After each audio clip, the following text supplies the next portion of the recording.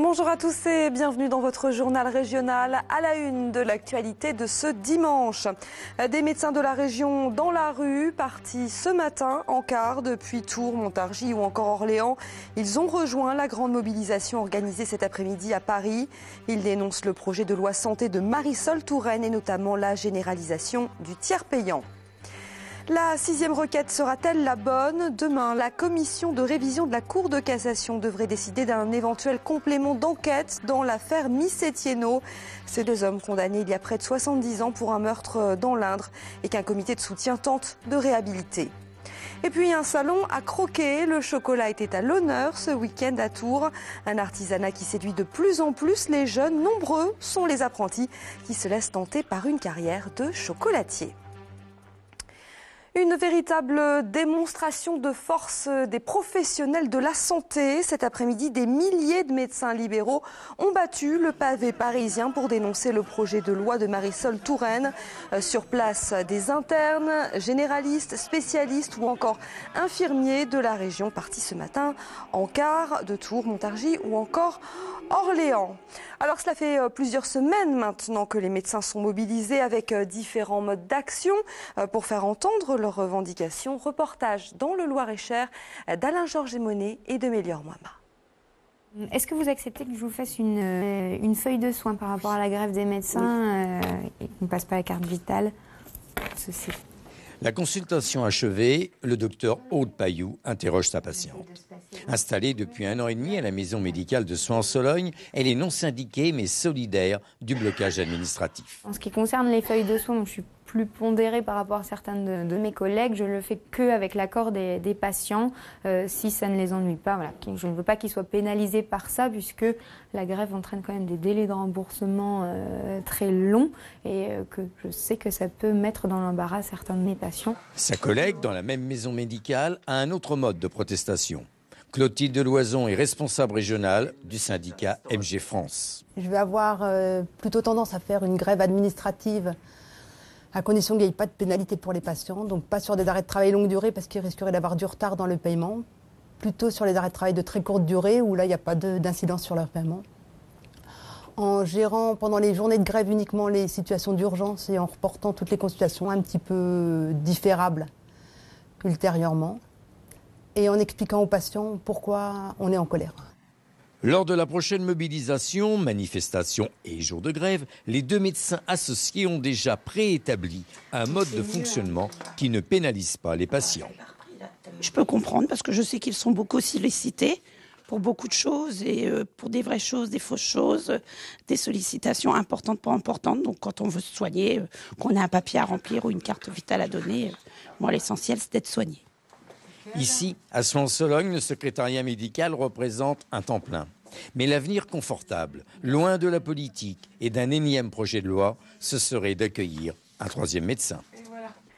Justice, et c'est demain que la commission de révision de la Cour de cassation doit se prononcer sur un éventuel complément d'enquête dans l'affaire Miss-Etienneau. 68 ans après les faits, les proches et un comité de soutien espèrent une révision du procès.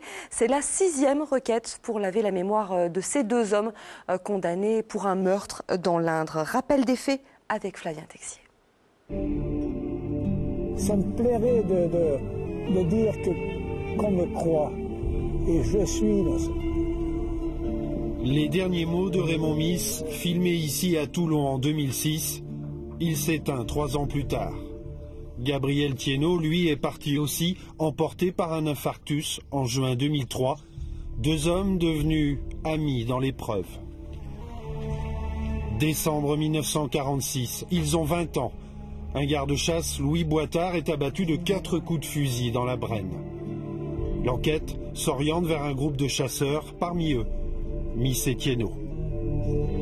À la gendarmerie de Mézières-en-Brenne, les auditions sont musclées, violentes. Sous la torture, des aveux sont rédigés. 24 juin 1947, la cour d'assises de l'Indre condamne les 2 hommes à 15 ans de travaux forcés, malgré de nombreuses lacunes au dossier. Une peine confirmée 4 ans plus tard. Miss Etienneau passe 7 ans en détention avant d'être graciée par le président Coty en 1954. L'affaire tombe ensuite dans l'oubli. On sait bien que... 25 ans plus tard, 2 hommes vont l'exhumer. Léandre Boiseau, Jean-Paul Thibault. L'un est instituteur, l'autre avocat. Un comité de soutien voit le jour. Une première requête en révision est déposée en 1980. Elle est rejetée, tout comme les suivantes. En 2005, la 5e requête apporte une information capitale, mais sans effet. Maître Thibault rédige la 5e requête. Pour la première fois, on donne le nom du probable coupable. Brunet. Le nom est lâché.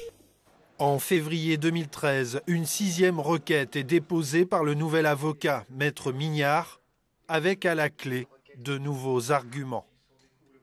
Alors on va se battre sur un point essentiel, c'est qu'au regard de la loi, désormais, des aveux obtenus sous la torture, sous les sévices, ne sont pas reconnus viables. Demain, à Paris, la commission de révision de la Cour de cassation examinera une nouvelle fois le dossier. Dans une semaine, vous serez appelés aux urnes pour élire vos conseillers départementaux. Avec 30% d'intention de vote dans les sondages, le Front National entend bien se placer comme le premier parti d'opposition de France. Il lorgne sur l'électorat du monde rural. Florian Philippot était d'ailleurs aujourd'hui dans le petit village de Blé, dans le Cher. Reportage de Kelly Pujard et de Maïla Menti. Je remercie toute la fédération et je félicite évidemment nos candidates. Galvaniser ses troupes, rappeler que l'abstention est le premier ennemi du Front National. Devant ses militants, le vice-président du FN délivre un message de mobilisation. Il faut aller voter et puis voter pour les politiques publiques du département pour que ça change et en même temps donner une petite fessée électorale à M. Valls qui a nationalisé cette campagne. Même s'il s'en défend, Florian Philippot n'a pas choisi Blé et ses 660 habitants par hasard. L'an dernier, le Front National recueillait 27,5% des voix aux élections européennes dans le Cher. Le FN souhaite renouveler cette percée dans le monde rural. On ne le considère pas comme une réserve de voix, on le voit comme une France oubliée, invisible, inaudible, qui ne râle pas, qui ne manifeste pas et qui pourtant a d'immenses besoins, s'enfonce parfois dans la précarité, dans l'isolement du fait de la disparition des services publics, du désengagement de l'État. Et demain, ce serait encore pire si le département disparaissait. Voilà. Défense de l'échelon départemental, renforcement de la sécurité dans les collèges, lutte contre le communautarisme, un programme tenu dans cet ancien fief socialiste où s'est tenue la fête de la Rose en 1974. On s'attend ici à un vote de contestation. Une progression qui est due au non-travail effectué depuis 40 ans par les deux autres partis. Voilà, la vie va tellement mal, je pense que les gens en ont ras-le-bol. Le Front National présente un binôme de candidats dans 16 des 19 cantons du département du Cher. Et pour être complet, voici la liste de tous les candidats sur le canton de la Guerche sur l'Aubois, dont fait partie Blé. Je vous laisse le temps de les découvrir. Changement de décor. Après le monde rural, on s'intéresse aux élections dans les centres urbains. Gros plan sur le canton Orléans 4, qui regroupe notamment les quartiers Bourgogne et Argonne. Il est actuellement détenu par la gauche, mais la conseillère générale socialiste sortante ne se représente pas, de quoi laisser une opportunité à la droite. Et c'est un adjoint de la ville d'Orléans qui se lance dans la bataille. Bérénice Dufay, David Jouya, Aurélie Darblade. Avec 35 928 habitants, le canton Orléans 4 est le plus peuplé et détenu par la gauche. La socialiste Micheline Praek ne se représente pas. Après 26 ans de vie politique au PS, elle passe le flambeau au trentenaire Baptiste Chapuis. C'est le nouveau candidat qui va me remplacer parce que je laisse la place maintenant. Jusqu'à maintenant, c'est moi qui m'occupais de l'Argonne. Voilà, et c'est lui qui va prendre la suite. Une très bonne journée, monsieur. Merci, monsieur. Si Baptiste est élu, c'est un peu ma continuité. J'ai l'impression de ne pas être vraiment partie. Et puis on dit tellement, vous savez, il y a plein de choses. Il ne faut pas de cumul, il faut laisser un renouvellement, il faut la parité. Eh bien écoutez, le renouvellement, ça va s'assurer avec le non-cumul, il n'aura pas un autre mandat, comme je n'en avais pas d'autres aussi. Et donc il y a renouvellement, rajeunissement, il y a tout en même temps. Quelques heures auparavant, Micheline Praek faisait ses adieux au Conseil général du Loiret. Dernières heures dans l'hémicycle et dernier coup de griffe au patron de l'Assemblée, Éric Doligé. Il y a des choses qui sont inadmissibles dans notre fonctionnement. On ne peut pas admettre d'apprendre qu'une association de notre canton voit sa subvention supprimée sans qu'elle soit passée par une commission. Dernier coup de patte et forcément un peu d'émotion pour celle qui a consacré une grande partie de sa vie à la politique. C'est un petit peu comme une retraite classique, si vous voulez. Quand on arrête son métier professionnel et qu'on se retrouve en retraite, on a l'impression qu'on arrête tout et qu'on n'a plus de raison d'être, etc. Là, j'ai un peu peur de ne pas pouvoir être aussi utile. Oh, ça va, je serai utile encore pendant quelques mois, mais après, je perds ma raison sociale un petit peu. Lui, c'est un UMP décomplexé. Adjoint à la sécurité d'Orléans, l'ancien sous-préfet de Bourges, Olivier Geffroy, fait campagne avec l'UDI Alexandrine Leclerc. C'est une première pour lui. Comment tu vas? Ça va très bien, et toi? Impec. Allez, on y va. On rentre. Parce que l'abstention va battre des records, parce que le FN va probablement augmenter son score, Olivier Geffroy sait que ses chances de gagner sont faibles. Bien conscient d'être le challenger sur ce canton, il y croit tout de même. On sent beaucoup d'exaspération chez les gens, d'une manière générale. Les questions d'emploi, les questions d'immigration, les questions de sécurité qui reviennent, et puis une exaspération générale. Il n'y a pas de fatalité. Il n'y a pas de fatalité aujourd'hui. Est-ce qu'on est des cantons qui sont à gauche, avec des conseillers sortants qui n'ont absolument rien fait, ou pas grand-chose, ou si peu, en 6 ans? Non, il n'y a absolument aucune fatalité. Sur ce canton, 3 autres binômes sont en course, le Front National, Debout la France et le Front de gauche. Du grand spectacle hier soir au Palais des Sports d'Orléans, l'USO Judo Jiu-Jitsu organisait le retour des samouraïs, un défi sportif opposant les Orléanais à la meilleure équipe du monde, l'Allemagne, le tout avec une mise en scène son et lumière, reportage d'Elina Veil et Yves Leblois. Le retour des samouraïs, rien que ça. L'événement organisé par l'US Orléans-Loiret a mélangé les genres, proposant au public un spectacle son et lumière en même temps qu'un événement sportif. On a pu aussi découvrir des techniques telles que le duo-système, enchaînement esthétique de combinaisons d'attaque et de défense. Denis Brognard, célèbre animateur de Koh-Lanta, présentait la soirée. Le jiu-jitsu, c'est considéré un peu comme le parent pauvre. Ce sont des gens qui sont beaucoup moins connus. Il n'y a pas de Jeux Olympiques. Donc forcément, pour des sports amateurs comme ceux-ci, c'est important qu'il y ait une soirée aussi exceptionnelle que celle du Palais des Sports. Le public a ensuite eu droit au combat entre les champions orléanais et la meilleure nation au monde, l'Allemagne. Combats qui se sont soldés par la victoire de l'US Orléans 3-2, avec 2 victoires côté femmes et une autre pour Percy Kounsa, mascotte du club orléanais. C'était une très belle rencontre et de faire ça avec mes copains du club qui sont aussi mes collègues en équipe de France, c'est quelque chose de génial et puis pour le club c'est un très bel événement. Le fait que ce soit à domicile, qu'il y ait ce public derrière nous, j'ai réussi à rester concentré et à revenir très vite au score et à bien mener ce combat. Côté allemand, Roman Apollonov, champion du monde 2014, a battu l'Orléanais Julien Mathieu 10-2. Même s'il ne combattait pas à domicile, lui aussi gardera un souvenir exceptionnel de l'ambiance hier soir. Je n'avais jamais encore vécu une telle ambiance et un spectacle aussi grandiose. Je vais vraiment garder ça en tête et le raconter à mes enfants. 2500 personnes dans le public ont montré une fidélité sans faille aux champions orléanais et se sont évidemment réjouis des résultats. Ils ont été super et une notion particulière pour Percy. Mes enfants sont fans et moi aussi j'aime beaucoup. C'est franchement magnifique, ça reste juste énorme. Je m'attendais vraiment à des combats lourd parce que en face l'Allemagne c'est vraiment une équipe géniale aussi. Mais ce soir ils ont vraiment assuré et franchement merci à eux et c'était génial. L'US Orléans réfléchit déjà au prochain show qu'il organisera en 2017. Et puis toujours au chapitre sportif, il y a du handball. Ce soir, les filles de Fleury-les-Aubrais affrontent les Russes de Zvenigorod en quart de finale retour de la Coupe d'Europe des vainqueurs de coupe. À l'aller, les Panthères s'étaient imposées 28-19, coup d'envoi de la rencontre à 20h. Blanc, noir, mollet, fondant ou à croquer, le chocolat était à l'honneur ce week-end avec un grand salon organisé à Tours. Un rendez-vous de gourmands mais aussi de passionnés. Le métier de chocolatier attire en effet de plus en plus les jeunes. Reportage d'Adèle Dezachy et de Luc Perrault. Parmi les amateurs de chocolat, il y a les occasionnels qui croquent un carré de temps en temps, les gourmands qui dévorent la tablette et ceux qui ont choisi d'y consacrer leur vie.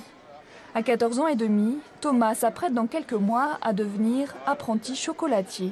Et une fois, j'ai fait un gâteau avec mes parents et ça m'a donné envie tout de suite de faire ça. Et au fur et à mesure que je continuais, ça me donnait encore plus envie. Du coup, j'ai continué et j'en suis ici aujourd'hui. Ce qui est important, c'est de s'y fondre bien ensemble. Ouais, exactement. Le cas de Thomas n'est pas isolé, on a beaucoup de demandes d'entrer en apprentissage, notamment en chocolaterie. Les jeunes se spécifient sur le chocolat parce qu'il y a tout un côté artistique et créatif qui est inarrêtable. On peut aller jusqu'au bout du monde avec le chocolat. Devenir chocolatier, une profession qui demande de la patience, de la rigueur, de l'habileté et beaucoup de créativité. C'est un peu plus diversifié que la pâtisserie en fait. On peut vraiment faire beaucoup de choses différentes tous les jours, quoi. Je pense pas qu'on peut se lasser. Mais quand on passe toutes ces journées à le faire fondre, à le mélanger, à le goûter, aime-t-on toujours autant le chocolat? Il y a toujours cette passion-là, il y a toujours cette odeur qui m'envenime, qui me passionne. Voilà, c'est pour ça que j'essaye de transmettre mon savoir aux jeunes. Des jeunes qui tentent également d'innover, présents dans ce salon des étudiants spécialisés en innovation agroalimentaire. À la Violette, à la Menthe ou encore au Sainte-Maure de Touraine, le chocolat n'a pas de limite. Comme chaque dimanche, notre rubrique paysage, et cette semaine, on s'intéresse à l'architecture des villes. Comment se construisent les centres urbains de demain? Y a-t-il un idéal esthétique et fonctionnel? À Orléans, le Fonds régional d'art contemporain propose de porter un regard neuf sur ces questions. On voit tout cela avec Sylvain Adlin. Première turbulence, l'inscription dans le paysage orléanais d'un bâtiment en forme aléatoire. Ouvert en 2013, il est le lieu de conservation et d'exposition d'un fonds exceptionnel consacré à l'architecture.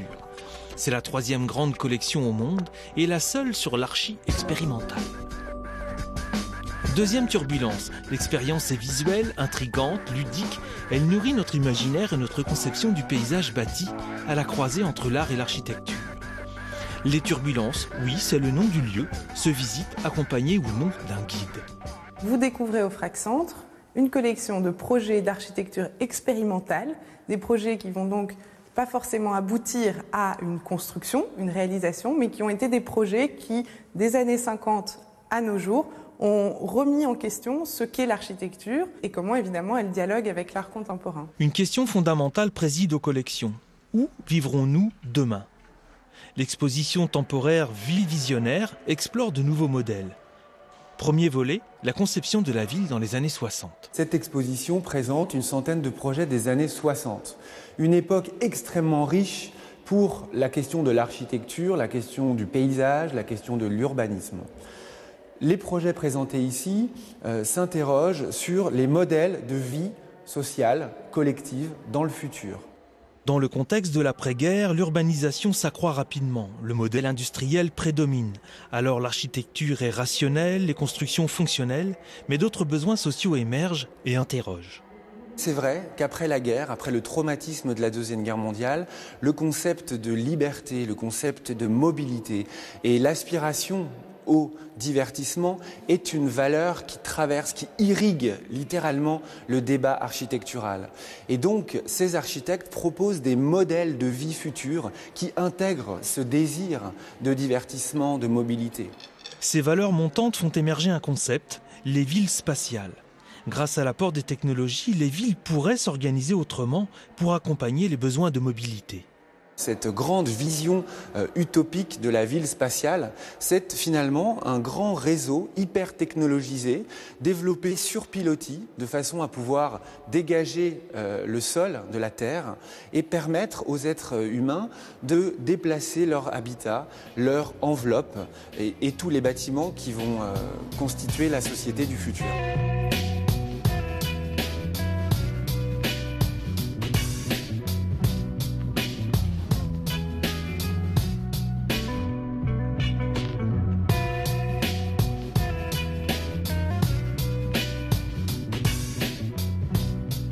La fin des années 60 verra la confiance en la technologie et le progrès s'effriter. L'utopie s'envole et la protestation investit les projets. On voit émerger une jeune génération d'architectes qui utilisent le projet architectural comme un espace de contestation, comme un espace de formulation d'une critique extrêmement virulente à l'égard des valeurs de la société. La deuxième partie de l'exposition met en scène une vingtaine de projets urbains de grande échelle, pour la plupart en cours de réalisation. Le défi est de repenser et régénérer la ville devenue mégalopole. Ainsi, l'espace urbain n'est plus pensé comme une simple juxtaposition d'éléments, mais comme un système global.